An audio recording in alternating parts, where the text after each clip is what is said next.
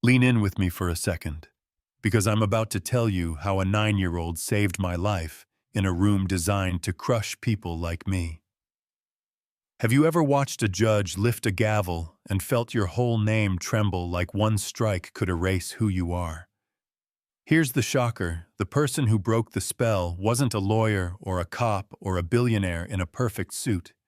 It was a little girl with a teddy bear and the word no on her lips. I'm Grace Johnson. Most days I'm the woman who keeps the stove warm and the floors honest, the one who remembers which lunchbox a child likes and which braid sits better behind the ear. But on the day I'm telling you about, I was the defendant. The marble in that courtroom gleamed like ice cameras, clicked like teeth, and every whisper moved like a knife point past my ribs. You know that feeling when a room decides who you are before you open your mouth? Yeah, that happened. He pointed at me, steady hand, steady voice, steady lie. That woman is a monster, he said. She beat my daughter. He wore grief like a custom coat. Navy suit, perfect tie, cologne that smelled like money and winter.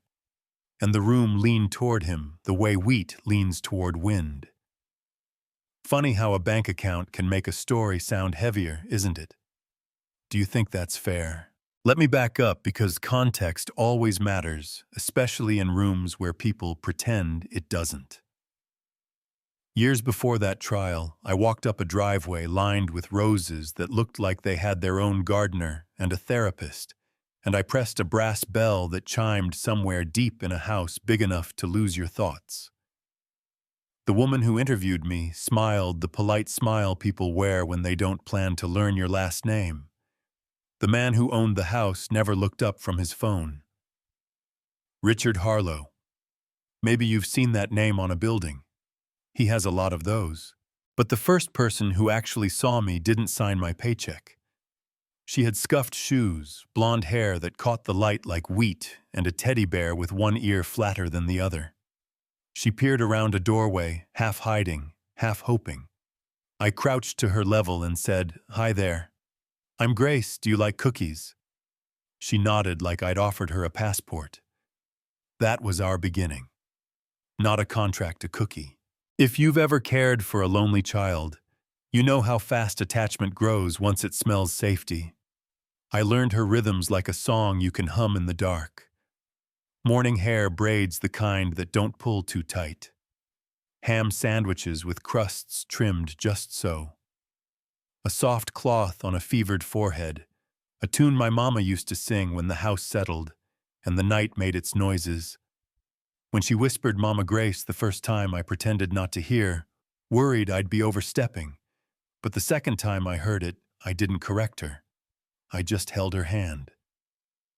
You know what I mean. Her father, Richard, had a grief he didn't like to touch. His wife died when their daughter Emily was born. I won't judge his pain. I can only tell you the shape of it, how he hid inside work like a bunker, and came out wanting life arranged exactly to his liking. The house, the staff, the schedules, the smile on a child's face, all of it positioned like trophies on a mantle. That's a lot to ask of a 9-year-old who sleeps better when you tuck the blanket under her feet and leave the hallway light at medium, not bright.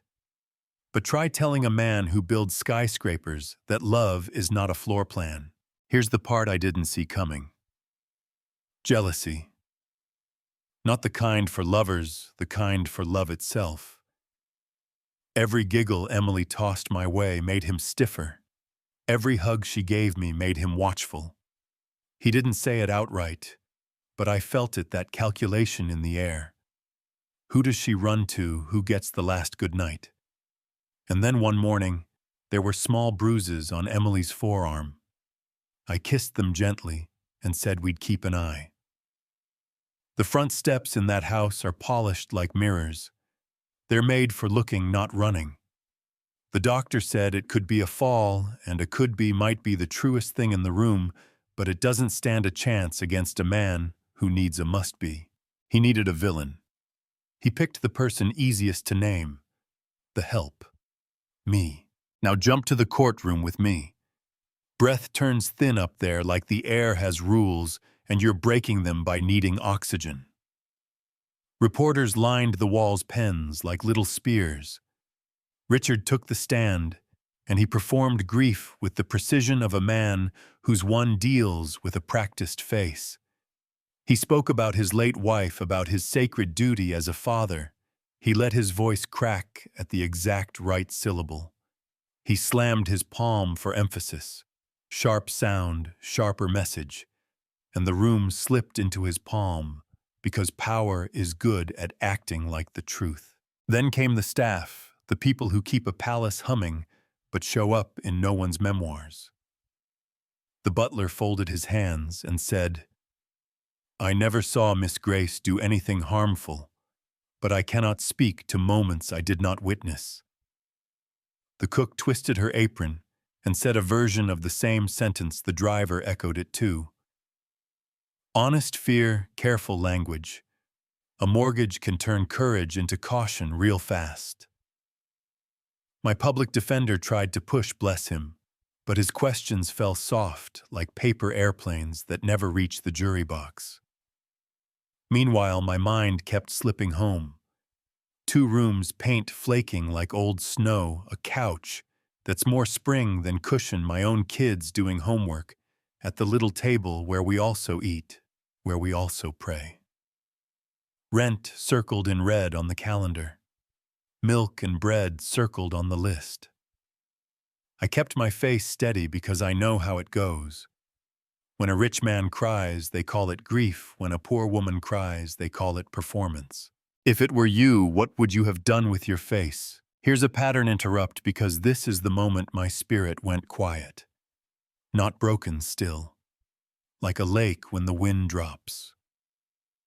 I whispered, Ord, let the truth speak. Not poetic, not long, just that. And in the quiet I could hear Emily's small voice, the way you hear a memory in a shell, Mama Grace, don't leave me. I gripped that memory like a rope in a storm. Then the bailiff said, "It bring in the final witness." The doors in that place are too heavy for small hands, so they creak like they're thinking it over. The door opened. Little shoes on big floors. A teddy bear tucked under the chin like a secret. Everything went a half step slow like a movie glitch as Emily climbed up to the stand.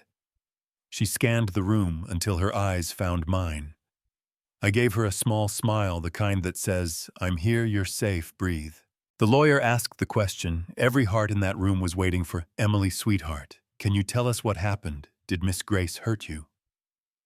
Richard leaned forward, almost smiling the way you do when you think the script will go your way. And then came the twist that flipped the world. No, just that at first like a seed. Then stronger. Grace never hurt me, she loves me, she's the only one who listens. And the sound the room made, you can't describe it as one thing. It's a rippling of minds, changing pens, pausing, eyes widening. She told them about the staircase, about running too fast, about how her teddy flew about the soup I made, and the songs I hummed about how I sat until her breath went steady. Simple, clear, child truth, the kind that doesn't know how to perform. Then she turned toward her father and spoke a sentence that will live in my ribs until the day I die. "Daddy, why are you lying? Why are you trying to take Grace away from me? You're never home, Grace is. She loves me." He hit the table with his fist. Boom. Because that's what power does when the story won't obey. The judge cut him off with a voice like a blade. And in that instant, something in me unwound the knot I'd been breathing around, loosened. I looked at Richard, and I won't lie, for a flicker. I felt pity because there he was, a man with more money than time, and none of it could buy the one thing offered to him free when she was little and asking for it with both hands now. Trust. If it were you, would you listen? Would you soften? Or would you double down because turning the wheel in front of a crowd feels like losing? The jury left. Minutes stretched like taffy, the kind that pulls and you think it'll never snap. My lawyer squeezed my shoulder and didn't say it's going to be okay because he knew better than to promise what his tongue couldn't deliver. He just said, "I'm with you." Sometimes that's the best sentence language has. They came back. The forewoman held a folded paper like it weighed more than a brick. The judge read slow, careful, like he understood every syllable would land somewhere inside my bones. "We, the jury, find the defendant Grace Johnson not guilty on all charges." I didn't shout. I didn't faint. I let the air return to my body like the tide slipping back into a bay, and I pressed "thank you" into my palms. Then the judge did something no one had scripted in their minds. He said the court would review perjury and defamation charges against Mr. Harlow. The gasps this time weren't glamorous. They were corrective, like a room shifting its weight onto the right foot. And I thought out loud in my head, money can get you heard, but it cannot make you right. Truth doesn't need a publicist, it needs a voice. Stick around, because what happened next will blow your mind. People love a headline. So the headlines arrived loud and fast. Billionaires lie exposed by daughter. Maid cleared. Talk show invitations, microphones, lights shaped like little suns. But do you know what mattered to me really? A porch. Modest, a little squeaky when you shift your chair. 2 mugs of tea. Crayons scratching a bright sun into a page.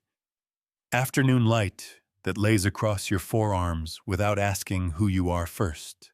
Emily leaned against me and asked the question children always reserve for the quiet. After a storm, do you think Daddy will ever come back? I took my time because a lie runs, but the truth walks. Maybe one day, I said, when he learns how to tell the truth. But no matter what you've got me, I'm not going anywhere. She rested her head on my arm, steady now, and said, "Good, because you're my forever Mama Grace. If you know, you know." Words like that warm the oldest parts of you. I need to tell you something complicated, because life insists on complicated. I don't hate that man. I could, some folks say I should, but hate would take up the space Emily needs me to keep clear for steady, and my own kids need for safe. What I do feel is a clean sadness about how fast a room believed him, because he's rich, and doubted me because I am not, and yes, because I'm black, and I wear a uniform, and I come in through the side door with bleach on my hands and vanilla in my pockets. If you've ever been sized up like that, from shoes to skin to the way you bow your head when you say "yes, sir," you know how it sticks. Do you think that's fair? Here's another pattern interrupt. Forget the court for a second. Picture the teddy bear. One ear a little flat fur rubbed thin where small hands have held on for years. That bear has heard the only testimonies that ever really matter. The midnight truths whispered into cotton, the prayers no judge can rule on the tiny brave yeses and nos that shape a child's days. If the bear could talk, it would say she listens, she stays, she loves. No microphone needed. People ask me all the time, what? Now do you forgive him? Will Emily go back? Will he apologize? Honest answer. I don't control that corridor of the story, and neither does he, not entirely. Trust is not a light switch, it's a garden. You water, you weed, you wait. You show up even when it rains. If he wants to be a father in the way she needs, not the way his pride prefers, then he's got a long season ahead. The door to truth is heavy, but it opens. I've seen it open. Maybe you wanted fireworks for an ending, a big cinematic justice scene. Life mostly deals in smaller mercies. Mine looked like spaghetti simmering on a tiny stove while my kids argued good-natured over a pencil, Emily drawing a sun too big for the paper, me humming an old tune without even knowing I'd started. Peace can be loud if you listen right. But I'm not going to wrap this with a bow and call it a day, because that wouldn't be true either. The system that almost ate me is still hungry. There are rooms where a uniform makes you invisible, where money translates into credibility like it's a language only some folks learn in school, where a woman like me gets called by her first name, while a man like him gets called sir without earning it. There are juries that listen better when the voice is deep and the suit is pressed. There are kids whose truth never makes it past the door because no one invites them to the stand, no one puts a microphone at their height. So here's the controversy. I'm going to leave you holding like a stone you can't put down even if you want to. We say justice is blind, but her scales feel pretty sensitive to weight, and power is heavy. If a child hadn't spoken, I would still be the villain in a story written to protect a man's pride. That's the part that keeps me up sometimes, even now, the near miss. If it were you, what would you change? Should a billionaire's word carry the same weight as a maid's, more or less equal? Tell me honestly. Do you think a uniform should change how believable someone sounds? If you were the judge, the juror, the father, the me, what would you have done? I'm still Grace. I still tie aprons and hum in kitchens and scrub the corners people forget to check. I still pack lunches with apples sliced the way a certain girl likes, so they don't brown too fast. I'm not powerful in the way we usually mean that word. But I have a name a child chose for me in the dark, when the house made its old house sounds, and the night pressed in, and that name is worth more than a tower of glass with letters on top. Mama Grace. If that's who I am when the gavel falls, I can live with that, can you? If this story pulled at you, made you mad, made you breathe easier, made you stop washing a dish and just listen for a second, say so. Drop a comment and tell me where you're watching from. Tell me the moment that made you look up. Tell me if I got something wrong or if I missed a piece you know too well. If you've lived something like this, a false accusation, a room where your voice sounded thin while someone else's echoed, tell it. Someone out there needs that map. Share this with one person who thinks money gets the final word. Let them hear a different ending. And if you want more stories told from the kitchen table, from the porch, from the places where truth speaks soft but steady, hit subscribe and keep talking to me in the comments. I'm listening. Always.